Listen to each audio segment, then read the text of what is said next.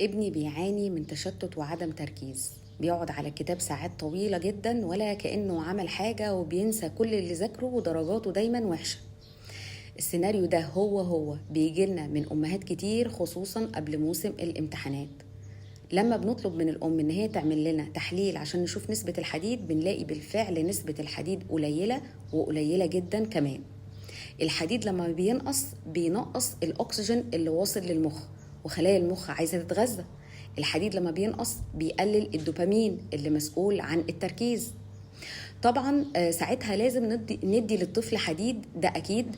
وكمان بنديله فيتامين سي معاه، او ممكن ان هو يشرب مثلا عصير برتقان عشان ده بيعزز من امتصاص الحديد. يبقى لما يجي ياخد الحديد لازم تديله بعديه عصير برتقان عشان نخلي الحديد يمتص بسرعة. في أطعمة بقى بتبقى مليانة حديد، زي السبانخ، زي اللحمة، زي الكبدة. دي كلها حاجات لازم الطفل يتعود إن هو ياخدها في يومه. أول ما الدنيا تتظبط والحديد نسبته ترفع، هنلاقي إن الطفل اتحول تماما. صدقوني جربوها، اي حد عنده المشكله دي يحلل الحديد ويحاول ان هو ياخد او يدي الطفل الحديد، وهيلاقي فيه فرق كبير جدا جدا قبل وبعد.